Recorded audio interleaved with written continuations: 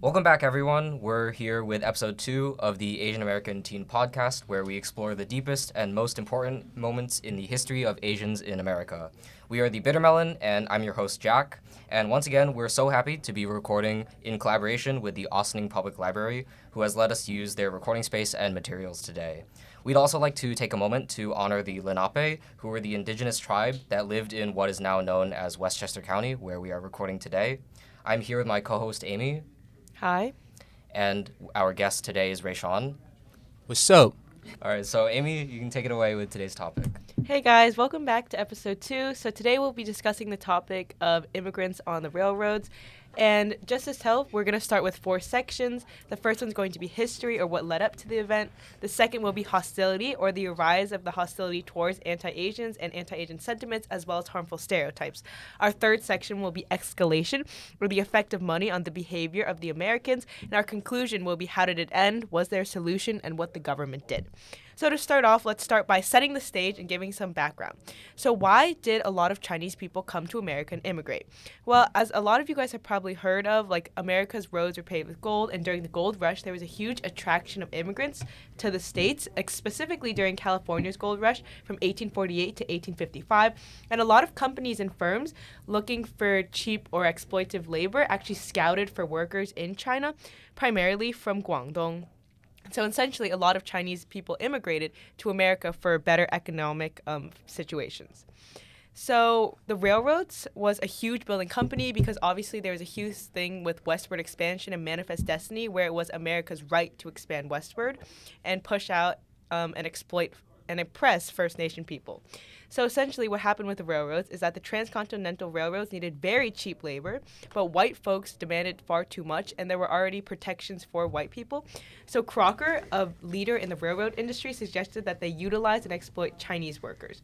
So what they did is they completely destroyed work conditions. So they gave Chinese immigrants dangerous and grueling long hours with little breaks, and oftentimes there were huge explosions, and they just sacrificed the Chinese immigrants to make them go down to the deepest or darkest parts. The immigrants were actually forced to buy their own food. So on the very little wage that they had, they were forced to spend it all on their own necessities, and oftentimes weren't even able to send it back to their families, which was one of their primary goals. And the living conditions is that they were forced to live in small, kind of tents outside where they're exposed to all of the elements. So there's a lot of different sayings that arose during this time because of how the Chinese immigrants were exploited and abused. And there's a saying that's very famous in America that's called, "You have a Chinese man's chance," and it's pretty much saying that you have little to no chance of success. So after sharing all of this, is there anything or any thoughts that you guys have or about the difference in treatment between immigrants and white people? So question. What was the main purpose of holding the Chinese immigrants? Yeah, so by this point, when the railroad was kind of at its peak and they needed the most labor, the Civil War was fought and enslavement had already ended. So a lot of the times they lost their large free workforce because they no longer had the system of enslavement. So afterwards they decided, well, if we need cheap and exploitative labor, they couldn't use white people because obviously there would have been strikes and protests. So they just decided, well, if we need another minority to oppress, Chinese immigrants would have been, I guess, the easiest one for them because a lot of them were already immigrating for other reasons. And, if they're already in America, there was also, racism, so, they weren't hired in a lot of other job opportunities. So, I mean, with the very, little economic opportunity they had and the little government intervention, exploitation was left unchecked, Chinese immigrants would have been, their most, I guess, easiest to oppress in that situation. Because there was also a lot of, anti-Asian sentiments or, racism that we talked about in the first episode. So now after setting the stage, after seeing the historical context, all of this led to hostility or the same anti-Asian sentiments that we saw when we were discussing in episode 1, the Page Act. So originally a lot of white people were actually very happy that Chinese immigrants were working on the railroads because it's hey, it's free labor. That's the kind of work that we don't want to do, so we'd be happy to pass it along. The economy's great, there's a lot of gold. They're very boosted, but immediately after the economy began to decline, all of these feelings towards the immigrants changed, and it immediately became, oh, well, they're ruining the economy. They're the ones stealing jobs. So they tried to remove the immigrants. So a lot of the immigrants were originally came to America under the premise of optional contracts, so like contracts that didn't have actual enforcement. But even though they were originally supposed to be optional, they eventually became locked into the contract, and many immigrants actually died before reaching the end of the contract. Then, of course, like we talked about last time, anti-Asian sentiments began arising, and it's like people began to spread rumors blaming immigrants for issues that were out of their control or beyond their control, such as the low employment of white Americans. And then from there, Davis Kearney played a huge role. He was someone who created the Working Man's Party of California, which was one of the main anti-Asian immigrant organizations, and they completely opposed immigrants and wanted them completely thrown out of America. So once again, and like we said before in episode 1, when we were discussing all of the sentiments and stereotypes that arose, this was all because the economy began to decline, and now that white people wanted those jobs and they wanted higher wages, they were blaming the Asian immigrants for being exploited even though no one was helping them. So do you guys have any thoughts you want to share? Yeah, I mean, I think we definitely covered this in the past, but yeah, it's just sort of important to reiterate that the whole reason why Chinese people were brought into the U.S. in the first place was because they were being exploited for labor. And now that the labor is done and the Transcontinental Railroad is finished, once the economy starts going bad, they turn to the Chinese laborers as a scapegoat. So really that's sort of like a lose-lose, really, and that's sort of a big takeaway of this time period. So after all of these anti-Asian sentiments rose and all of these different rumors and stereotypes and hostility towards Asians started to spread, we get to the escalation point. So like after the creation of these major parties such as the Working Man's Party of California, they start to band together and to organize mobs and groups to attack immigrants all across the states. And America had like a lot of like brutal massacres or like lynchings during this time, and they were saying, oh, like we're doing it for our own freedom, like this is what America stands for, even though they were just like massacring innocent immigrants who were being exploited out of their control. So there were thousands of riots during their time period, and we'll talk about this later on in a different episode too. And I'm just going to give 3 of like the larger ones. So there were winter riots where like angry white mobs would storm Chinese camps and attack any Chinese laborers or burn their homes down. And a lot of winter riots happened in 1907, so a lot of immigrants were forced to flee to survive. The Rock Spring Massacre, which is one of the largest massacres, there were white miners who had a lot of festered hate towards Chinese miners for years and years, and in 1885, 150 white men attacked the Chinese miners, and there are actually 28 unfortunate deaths. And finally, Coral Creek, in 1885, Chinese were attacked again. In Seattle's Chinatown was burned down, or at least a large portion of it was burned down, and a mob of 300 expelled all the Chinese people who were living there. It's pretty much just completely taking away their homes and depriving them of all rights. And the immigrants did their best. It wasn't like they were just sitting here and taking it. A lot of them did try and strike because, like, although there were a lot of rumors that the immigrants were uneducated or unorganized, they were educated and they did try and organize themselves, and they knew that their treatment was unfair. And at one point, the 3,000 immigrants even came together to strike, but unfortunately, as we said again, there was no government intervention. There was no one here to protect these immigrants, and the companies had all the powers. I mean, these railroad companies, they were pretty much monopolies. They owned millions and millions of acres of land. They were so rich. Like, these people, they owned pretty much like majority of the United States' wealth. And so what the railroads did is they stopped all merchants from going in to the camps. So what happens is they can't buy any food because, once again, they were forced to buy their own food with their little wages. So they were faced with one ultimatum: you either starve or you work. So they had no choice. So after seeing how the immigrants were treated, we come to what America decided to do. And in the end, Congress and the president, they felt pressured to act because of all the rioting and how mad white workers were.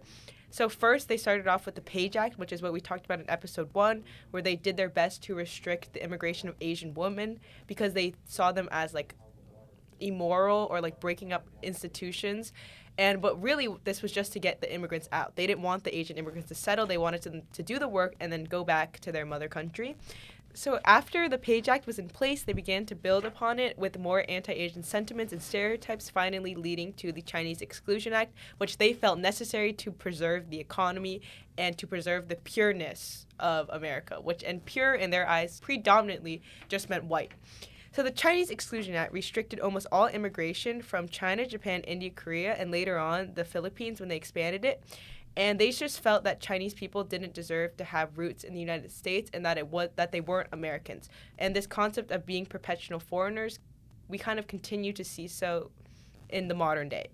So, and obviously this was very contradictory to a lot of America's values. Like when we think of America, we think, oh, this place was built up by the immigrants, or like that famous saying where it's like America is like made of immigrants. But what we really see is that America had a very lot of discriminatory and oppressive actions towards immigrants in the hopes of chasing this like pure America or white America.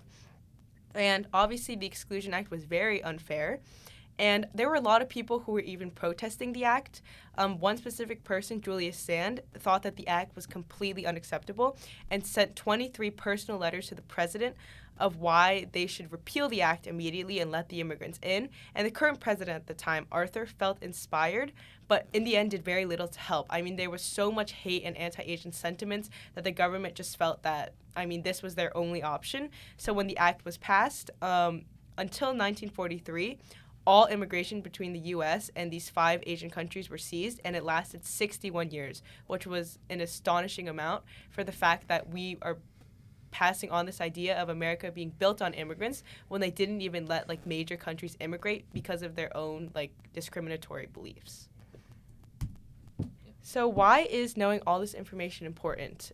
A lot of people might believe that like, oh, like if it's something in the past, we should just leave it in the past. But a lot of these stereotypes or thoughts have still carried on into the present. And I mean, the thousands of Chinese immigrant workers work to connect the Union Pacific to the Central Pacific, which is like thousands of miles of work. And thousands of people died working for the railroads and have received zero recognition. So in order for their work to not be in vain, we should pay respects to them now and also understand that these same anti-Asian sentiments that we saw before have carried on today. Like we still oftentimes see Asian Americans as foreigners, or we still ask like microaggressions, like where are you really from, even if they were born in the United States. I was about to say. So for all Asian Americans out there, just believe in yourself. Stop thinking about what's going to happen, but just think about what is going to happen. And be sure to believe in yourself and think about what would you do to break free. So Educating yourselves on the history of America and like seeing the authenticity or like the different components and perspectives in like American history is one of the ways that to help fight against discrimination towards minorities.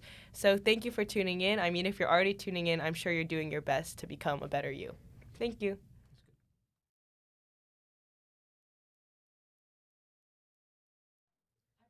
I mean, I think it's like ironic with the indigenous people because they said that you have to assimilate and you have to be like us, but then even after then, like they made treaties where they were like, we're not going to push you out anymore, like this is the boundary, you can keep all of this land and we'll stay over here, you just have to assimilate and become more like white culture. And they established all those indigenous schools. But then once gold or anything of like any like economic relevance was found, immediately they were pushed out. And there's this one quote that has like really stuck with me because every time I think about it, I just like, I can't even fathom it. But it was like, I think the Cherokee who were like all assimilated, and then they were like, we'll never be more valuable than the land that we hold. Like even though they were like pretty much completely assimilated into white settlers cultures, it didn't matter. Like they were pushed out every time. So I think it's just like, I don't think like they were ever even given a shot at like surviving. Yeah. I mean like Andrew Jackson, like that like famous president, he was like, oh, like as long as like I think it's like as long as the river flows and the grass grows or like the river runs or something like that. He just ran around saying as long as like we exist, you will have your land. But then he was the one who implemented the Indian Removal Act and then like completely just like trailed over them. Yeah. And like it led to the Trail of Tears. So like I guess it's just like yeah, like the US government has like a very bad reputation of like going back on their words. And it still happens a lot in like modern day, which is why there's so much like civil disunity in America and we're still so like there's so much political like division and tension between geographic areas, even though it's like been so long since like the events occurred.